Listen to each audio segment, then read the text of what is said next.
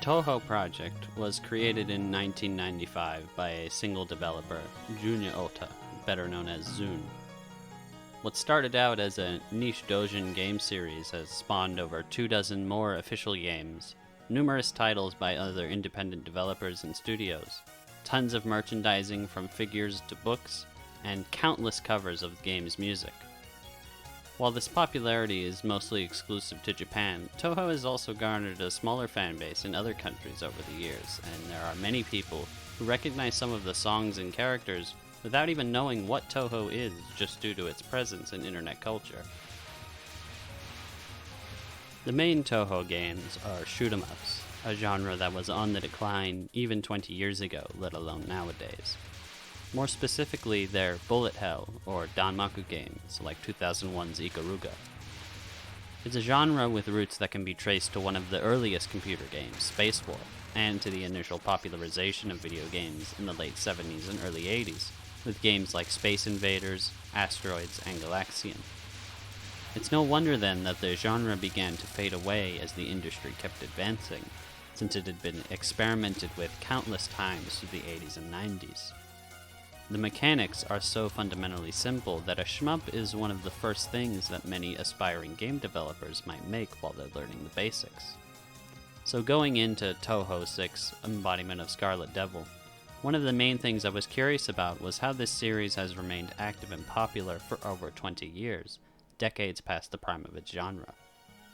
There were a couple reasons I decided to start with the 6th installment. The first 5 Touhou games were released between 1997 and 1998 for the PC 9800 series of Japanese personal computers. Touhou 6 was released in 2002, and it was the first of Zune's games to be released on Windows. He took that transition as an opportunity to basically treat it as a reboot. The game also features the first appearance of many of the most popular songs and characters in the series. I'll be looking at some aspects of Touhou as a whole, but it will mostly be through the lens of Touhou 6. There are many aspects of Touhou's design that stand out to me, both from playing the games and reading some of Zune's own commentary. The basic premise of bullet hell games versus typical shmups is, as the name suggests, there's so many bullets on screen that it feels like hell. But the bullets aren't necessarily always moving that fast. This puts most of the focus on understanding how bullets behave and thoughtfully moving around them, and so often you'll be moving quite slowly through tight spaces. There's even a dedicated button to move slower so that you can move more precisely, called focusing. With this in mind, it also makes sense that the default shot type is typically homing shots, and firing is constant and instantaneous as long as the player holds the button. The hell in bullet hell is certainly earned here. Touhou and other games like it are infamously difficult. There are often over 50 enemy projectiles on screen in the early stages alone, and it only goes up from there. Getting through them requires precise movement, quick reaction time, and foresight. A lot of games strive to be very welcoming to first-time players, both in upfront ways and subtly through game design. Touhou does certainly incorporate these practices in some ways, the aforementioned defaulting to the homing shot type being a good example. As a newcomer to shmups myself, I started out staying at the bottom of the screen, and something I noticed was that I wasn't immediately punished for doing so. Instead, as bullet patterns increased in complexity, I felt subtly pushed to move more and leave space behind me if I needed to retreat later. This is important to make clear as early as possible because patterns past the first stage usually require movement in all 4 directions. However, in general, Zune understands that these are inherently difficult games with relatively niche appeal, and doesn't try to hide that too much.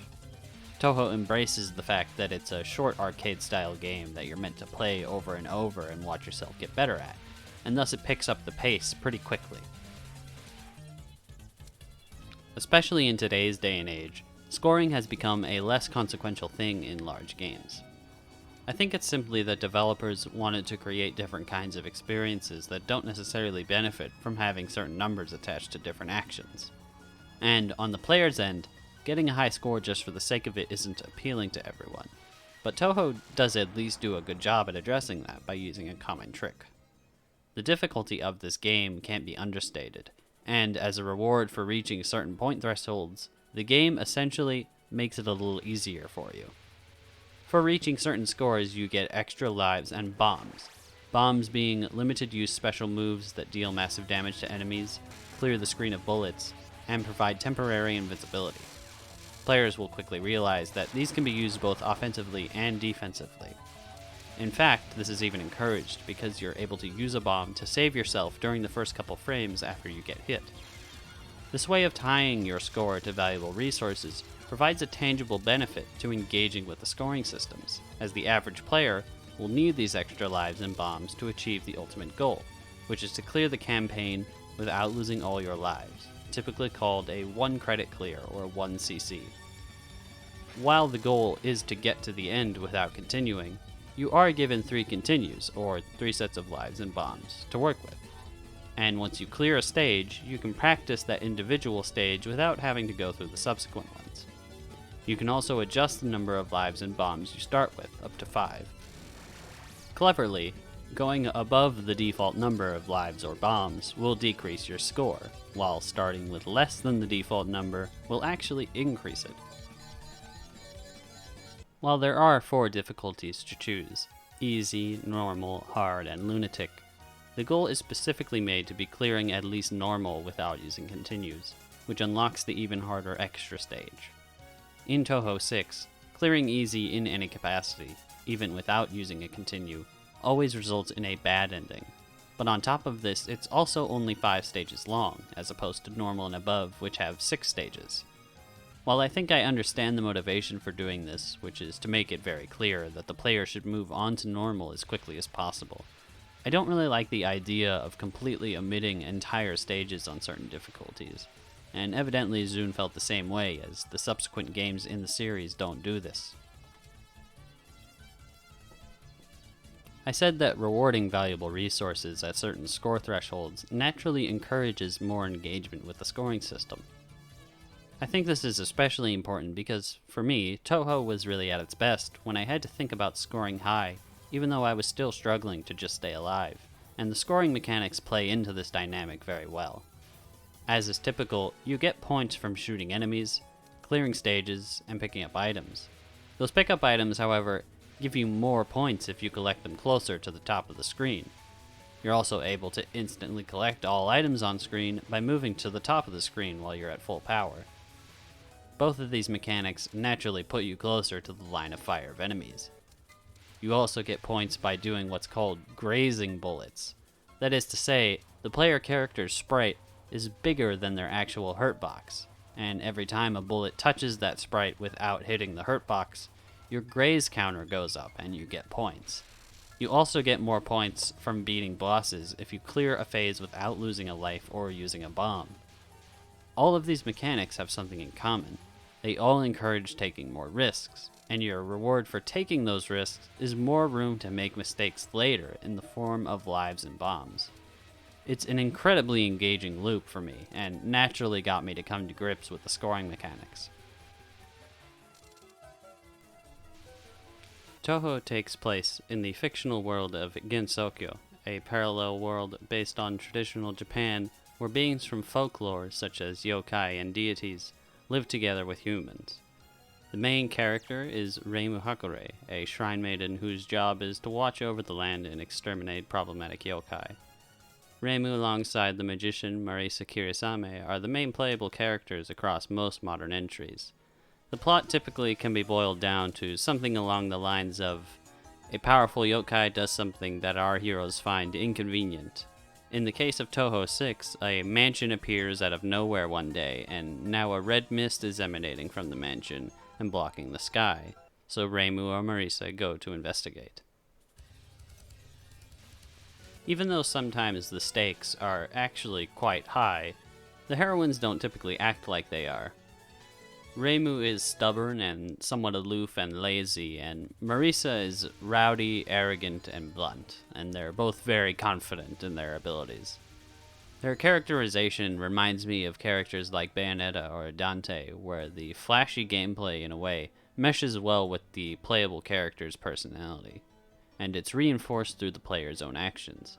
If you think about it, if you're playing well, then Reimu and Marisa are beating everyone without getting hit once. They go up to a character, exchange some banter, then beat them and act like they didn't break a sweat. I think this is why I never really found them to be annoying or unlikable, and instead thought they were funny and charming. It's usually enjoyable to watch them toss quips at a tough boss that I finally beat. The dialogue generally gives the impression that the world of Gensokyo is pretty laid back, which is a particularly funny contrast to the hectic bullet hell gameplay. This is especially highlighted in the endings, of which there are a few for each character. The bad ending usually just shows the protagonist being frustrated or disappointed, and then they just say something like, "Well, I guess I'll just go try again." The good endings are equally as mundane in an amusing kind of way. In one of Reimu's endings, the antagonist Remilia Scarlet just nonchalantly shows up at Reimu's shrine, and then they exchange some quips. In one of Marisa's endings, it turns out she's just hanging out at the Scarlet Devil Mansion and being served tea, to which Remilia gets annoyed that Marisa is taking her snacks. Describing it like this, it makes it feel like the endings would be unsatisfying, but the contrast is just so amusing that it works. In general, I think the fact that Touhou doesn't take itself too seriously is to its benefit.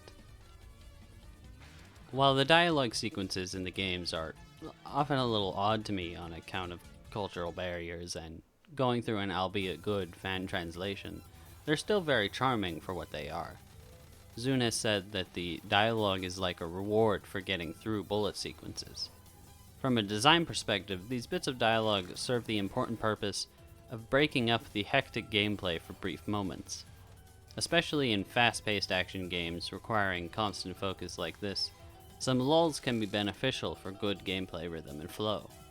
I see this as a similar idea to how levels in platformers will often break up challenges with less threatening areas. Constantly shooting and dodging bullets can also be mentally draining. With how much focus a bullet hell requires, it needs to be extra careful about vigilance decrement, which is the psychological term to describe people's tendency to become slower and more error-prone when performing a stressful task for too long. Even just the typically less than a minute-long breaks of reading dialogue go a long way, but of course the option to skip the dialogue is always there. Each character has 2 different shot types, which each come with their own kind of bomb, and like many shmups, they will get stronger as you collect certain collectibles. Reimu has the homing amulet, which does what its name suggests. Her second shot type is Persuasion Needles, which doesn't home, but does more damage while still having decent area of effect. Marisa has the Magic Missile and Illusion Laser, both of which cover less effective area than Reimu's shots, but deal more damage. You have to be more proactive about aiming with Marisa's shots due to her narrow range, but her faster movement speed allows her to move to enemies faster than Reimu. This will obviously come down to player skill and preference, but Reimu's shot types seem quite a bit better than Marisa's. Marisa's shots have a drastically reduced area of effect compared to Reimu. The upside is meant to be that she does much more damage, but it generally doesn't feel like this trade-off is worth it, especially considering the fact that you can get a similar effect when you focus with Persuasion Needles. This is to say that I found Reimu made the game easier, in general. Whether the shot types are unbalanced or not isn't the main point though, because Touhou does something clever to make sure that it doesn't matter as much.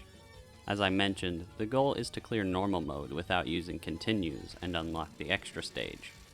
If you 1-credit clear normal with Persuasion Needles, then you only unlock the extra stage with Persuasion Needles. Similarly, you must unlock the ability to practice an individual stage with each character and shot type independently. This presents the different shot types more as independent challenges, so it doesn't necessarily matter as much if one is better than the other, because what you accomplish with one doesn't affect progress with the others. Marisa's reduced area of effect may make the game harder in general, but it does make you approach the game differently, which I think is the more important thing. Her shots requiring the player to always be actively aiming can make for a nice change of pace. Once you really know how a stage works, It's satisfying to blitz through it with Marisa, since her narrower range becomes less of an issue as you get better and memorize stage layouts. It's the bosses that are the highlight of gameplay in Touhou, as they generate the most interesting bullet patterns, or Danmaku, to get through. Bosses are divided up into phases, during which they use different Danmaku called spell cards. Each spell card has a name that is generally a reference to the character or the pattern itself. For example, the vampire Remilia Scarlet has a spell card called Curse of Vlad Tepes, a reference to Vlad Dracula, who himself inspired the name for Count Dracula. The characters are generally visually distinct and memorable in their own rights, but what I think is the most interesting part about them is that a lot of effort goes into making the attacks they use look and feel distinct. The bosses are designed and characterized in order to contextualize the Danmaku they use.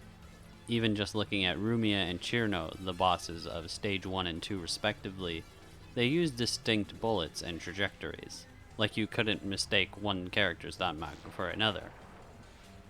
Rumia is the first boss, so she's meant to be easy, and she looks and acts like a child.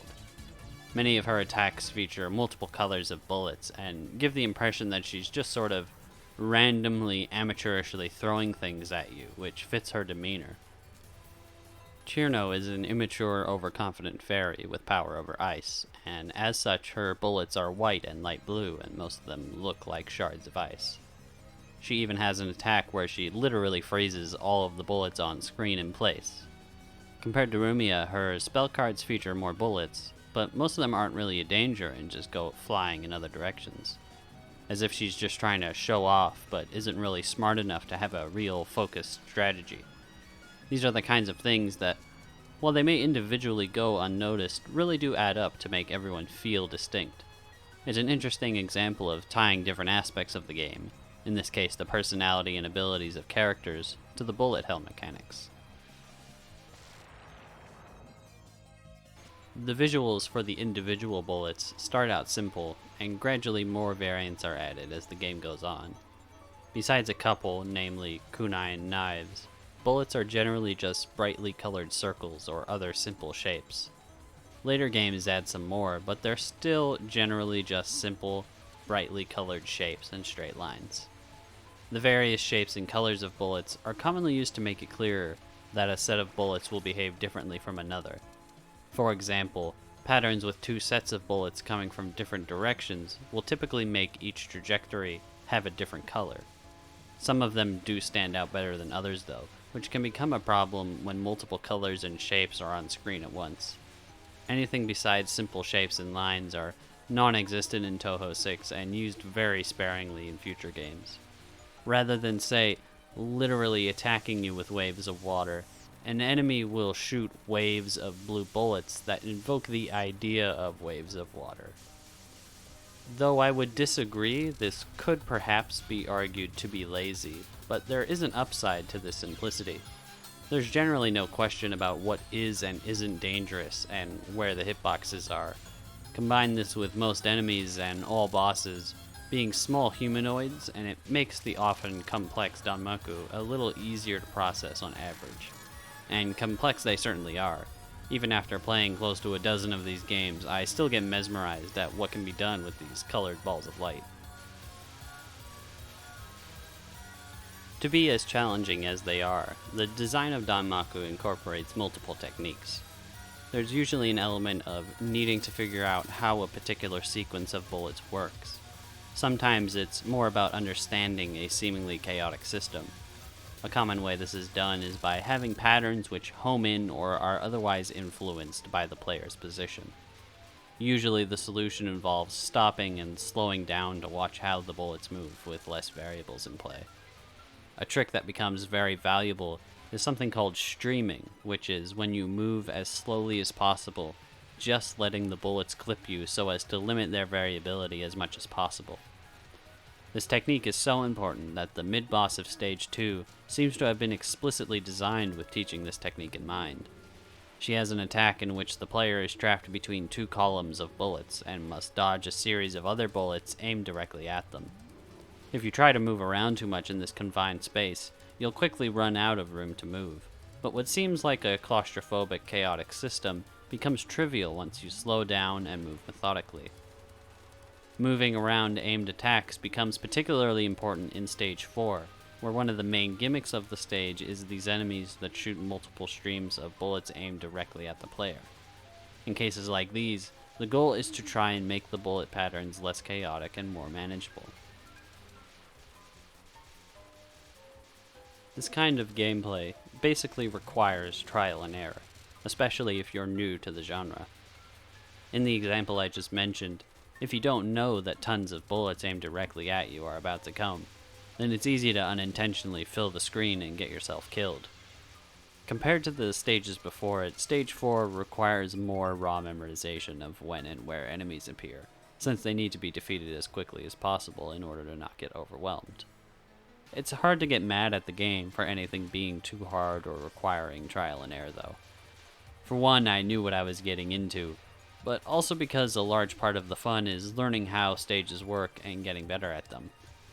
But Touhou also generally does a good job of making sure that challenges which the player will probably fail first time through are still challenging even once they've been exposed to it. In other words, even as hard as it is, Touhou doesn't just put an invisible block over a bottomless pit and call it a day. No matter how hard something is, it still feels satisfying to get better and overcome it. Making patterns elaborate, pretty, and cool looking is a pretty clear priority of Touhou, which naturally, generally requires more bullets than are actually necessary to threaten the player. On top of making pretty patterns, creating lots of noise with extra bullets and making bullets move in unintuitive ways makes finding the correct path difficult, even in static patterns that are always the same in every playthrough. Not every pattern is necessarily about figuring something out though. It could be obvious how to dodge it, and doing so is just difficult because it requires precise movement. Sometimes there isn't really a trick, and you just have to get better at moving thoughtfully and precisely. For example, there's a pretty clear central path through Hong Mei Ling's colorful shards, and it doesn't change, but it's just hard to get through it without practicing the movement. The bosses of Touhou do a good job of walking the tightrope of testing understanding, memorization, reactions to varying elements, and your dexterity. In the earlier stages, the patterns are not only easier to understand and have less bullets, but you're also generally just either focused on dodging or figuring out how an attack works, after which dodging it is relatively easy. As you get further, the Danmaku not only become more demanding of your dexterity and reactions, but you're also quickly figuring out how the bullets behave while narrowly avoiding death. And once you figure out how they behave, it's still hard to not die. In order to get better at understanding the design of Danmaku, I'm going to take a deeper dive and analyze the boss of Stage 4, Patchouli Knowledge, phase by phase. As Reimu and Marisa make their way through the Scarlet Devil Mansion to get rid of the red mist covering the sky, they cross paths with the resident librarian, Patchouli, a magician who can manipulate the 5 elements in Chinese philosophy: fire, water, wood, metal, and earth. Unfortunately, she also suffers from asthma and anemia, which is perhaps why, despite being able to manipulate all the elements, she doesn't use all of them during her boss fight. Some of Patchouli's attack patterns will change depending on which character and shot type you use, and all bosses have additional phases on higher difficulties. In this footage I'm using Persuasion Needles and playing on normal. We'll be going through each phase one by one to find out what is being tested and how. The fight starts off with Patchouli using an attack seen earlier in the stage, these large lasers. Unlike before, they're now rotating. The player has now likely been pushed closer to the bottom of the screen if they weren't already there. After Patchouli does this sequence once, she shoots a linear sequence of bullets which will push the player to one side depending on how she moves. This can make dodging the laser sequence again a little harder. What the lasers do is they force you to cut back through the red bullets that are aimed at you. Aggressive movements where you dodge bullets by pushing through them will become a reoccurring theme in this fight. After that is Patchouli's first spell card, Water Sign Princess Undine. This is one of those attacks that is aimed at the player. In this case, each wave of bullets is centered based on the player's position, which will quickly cause the rest of the attack to spiral out of control if the player is moving too much. Even if you do know to limit your movements, this wave of larger bullets will most likely force you to move, which will throw off the next wave of lasers. So understanding how the bullets move, minimizing chaos, and reacting to the variations is key. After that is a harder version of the first phase. The bullets are moving faster and she shoots more of them. Evolving patterns like this are common in Touhou games in general, though not so much in Touhou 6 specifically.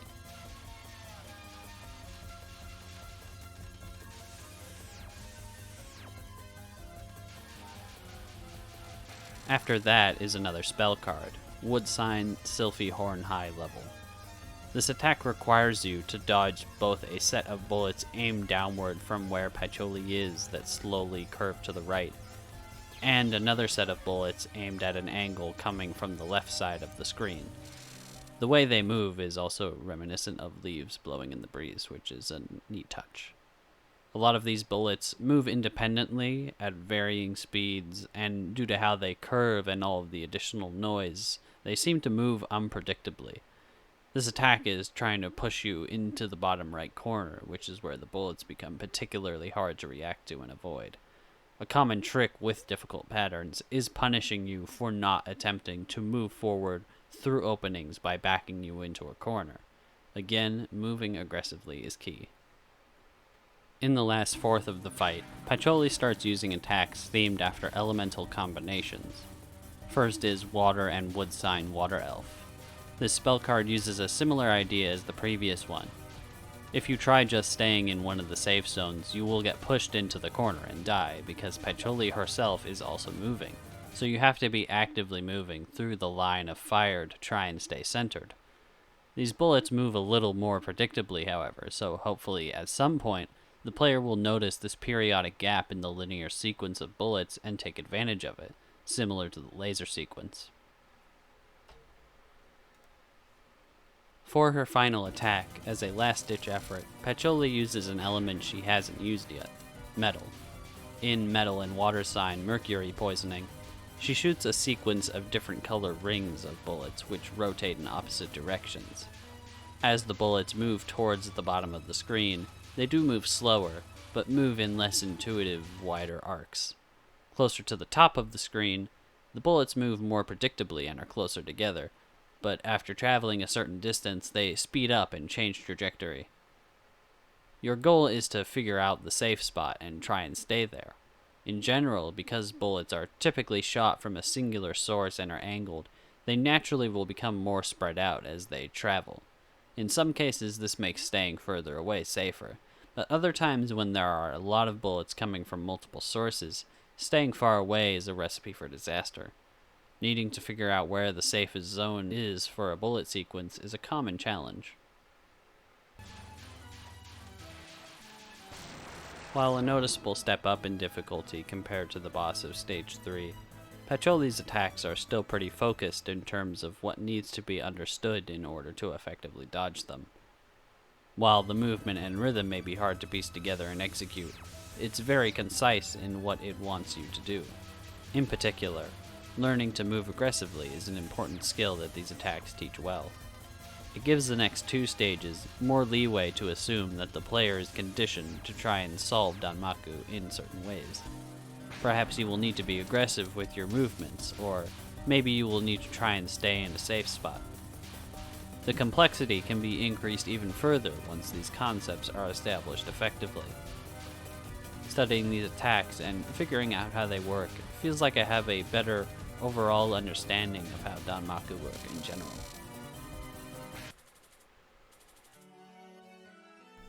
It's pretty hard to talk about Touhou without talking about the music. Zun wanted to be a video game music composer before making his own games, so it makes sense that music is a very important part of Touhou. According to Zun, the music is tied deeply into the design of the levels, boss characters, and their attacks. He says, "When creating a stage, I make the music first, not the graphics or the characters. I composed the music based on the general setting. Then I developed the settings and the characters according to the music. After that, I determined the level of difficulty of the stage. My knowledge of music and music theory is very limited, but there are some things I would still like to highlight with regards to how the music is intertwined with the level design. A scrolling shoot-'em-up game is good at complementing music because the pace at which the player goes through a stage is controlled for the most part. Dynamic and adaptive soundtracks weren't new ideas to games in 2002, and especially nowadays, but that isn't what this is. In a stage, there's only two songs, the stage theme and the boss theme, and they only change once the boss appears at the end of the stage. Instead, the stages themselves are designed with the music in mind, so that certain events happen in sync with the music. When the music picks up or mellows out, so too does the level design.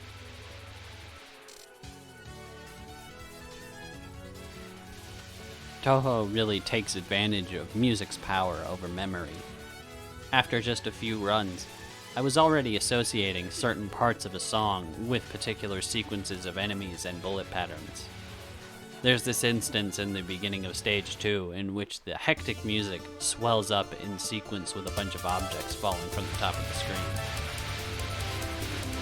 Moments like these are everywhere and make both the songs and levels more memorable.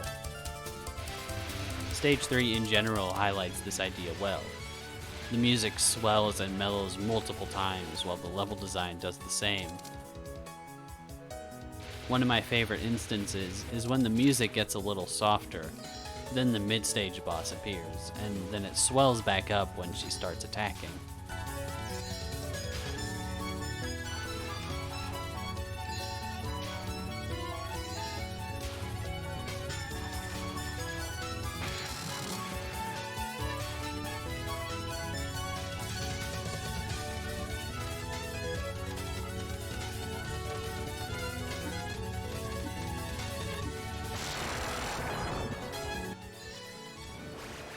Stage 3 is my favorite stage theme in Touhou 6, and I think a large part of why is just how well the stage itself complements the music.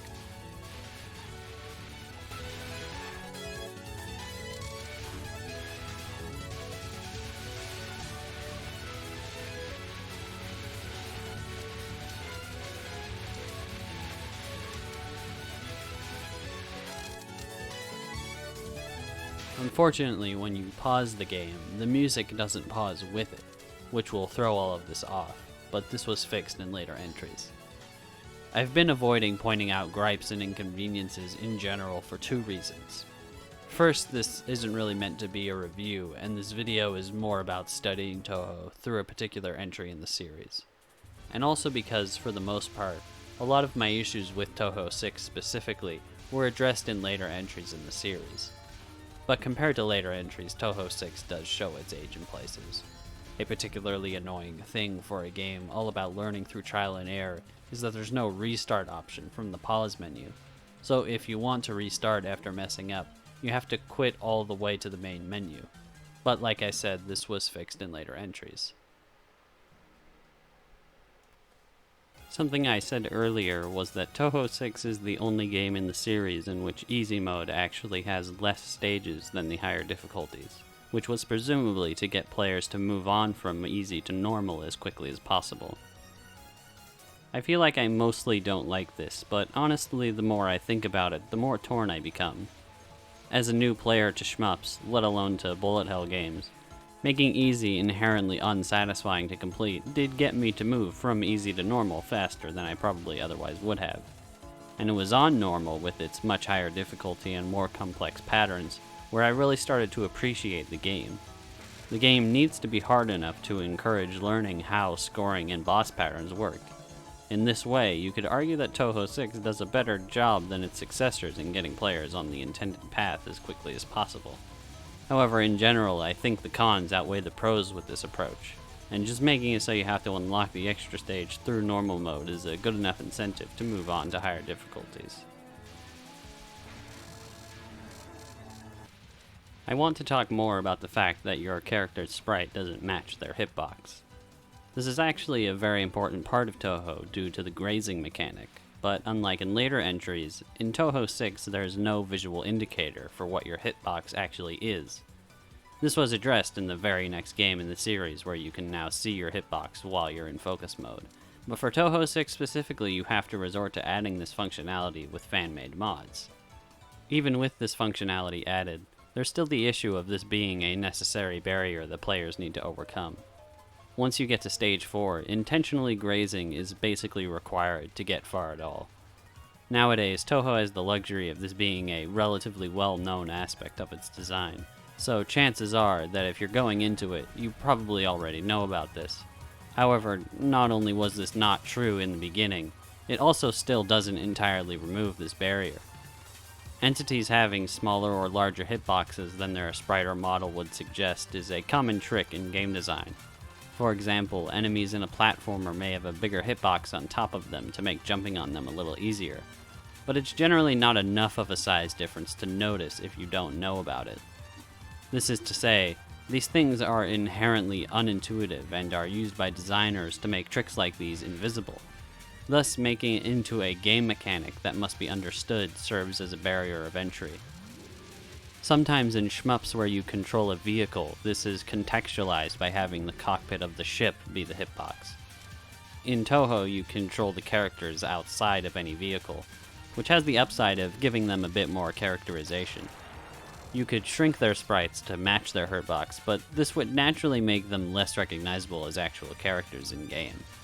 Their portraits would still appear when they talk to other characters, but there's no question that something would still be lost with that approach. The player sprite being large does also have the upside of it being easier to keep track of them during particularly dense Danmaku sequences.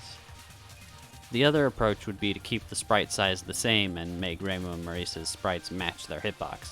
But this would limit the design of bullet patterns, as spaces would need to be universally larger, and this would also conflict with the grazing mechanic, so I don't think this is a good option either. Making the player's sprite not match their hitbox to such a degree is a compromise with trade-offs, but I think it's worth it, even if it may be hard to get used to. I think the grazing mechanic actually goes a long way in encouraging players to overcome this barrier. This unintuitive piece of design is turned into a reward for when the player just barely cheats death. It's hard to grasp at first, but if you play long enough, it becomes second nature to play as if you only really see your hitbox while looking at your character's sprite. On the flip side, most of the bullets and enemies have hitboxes which roughly match their appearance, but not all of them. These huge bullets have pretty small hitboxes relative to the actual sprite. It roughly matches the colored part in the center, and it's particularly jarring and misleading. This difference on top of the player's sprite already not matching their hitbox makes these bullets particularly hard to get used to. Knowing that these bullets work this way is also required for a couple phases of the final fight with Remilia, assuming you don't just bomb your way through it. As cool a feeling as it is to literally go inside of a huge bullet and come out unscathed, this difference is far more jarring than most other kinds of bullets, which makes me feel it would be better if the sprite more closely matched the hitbox. However, I can't deny that they do add quite a bit of spectacle. The pure spectacle of a spell card is a large part of the fun, but this naturally leads to the concern of overloading visual stimuli onto the player. To an extent, this is part of the challenge, as I discussed earlier. You are supposed to feel overwhelmed at first, and then parse the pattern yourself, and doing so is something you get better at as you play. But I can't deny, at first it was particularly visually overwhelming for my eyes, and this might not be something that a player with some kind of acute visual sensitivity can get over. Easy mode does cut down on the sheer bullet density quite a bit, but in general it's a hard inherent barrier to the genre to overcome. It's partly because the bullets themselves are generally bright colors, but that comes with its upsides as well. The backgrounds in Touhou 6 are generally dark and lack details, so the bullets being bright and colorful makes them easier to keep track of. Many of the Touhou games take place at night or in otherwise dark areas, and this might be why. Compared to later entries, the backgrounds in Touhou 6 are especially low detail. Since backgrounds have gotten more detailed as time went on, it seems this was just a limitation on Zun's part at the time, But I think this limitation actually works in the game's favor, since the less details there are, the easier it is to focus on the action.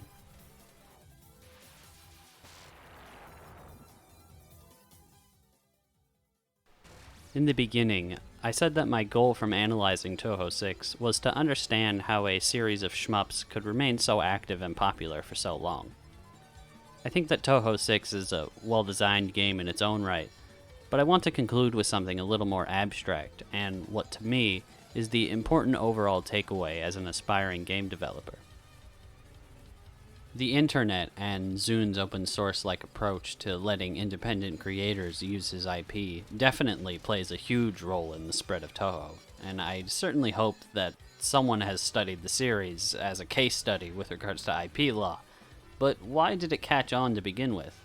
What were all these fans turned creators latching onto? I spent a good chunk of this video talking about what might seem like, and probably are, pretty minor details in a shmup with good mechanics and contextualization. But it's precisely those details that I believe makes Touhou special to me and countless others, and Zun knew that too. In the afterword for Touhou 8, he talks about an attitude that was common at the time in 2004. The attitude that graphics and appearances are extras. The gameplay is what makes the game. He says this erroneous concept would see Danmaku as nothing more than items to gain points, or otherwise as an exhilarating way to release stress, at most evolving to a puzzle, but growing no further. Games are the sum of all their parts, and while the interactive element is the most important, every part still serves an important role. In Touhou, the characters, dialogue, and music are all meant to contextualize and complement the core of the game, which is the Danmaku. And it's in that attention to those details where the chords were struck with players. More than anything I could articulate, this quote from a GDC talk by Head Magic the Gathering designer Mark Rosewater captures what I want to say. The details are where the players fall in love with your game. The details matter, because the individual will bond with the game through the details. What might seem insignificant is anything but. That small detail may only matter to a tiny percentage, but to that percentage it can mean everything, because that might be the thing that makes the player fall in love with your game. Thank you so much for watching until the end, and goodbye.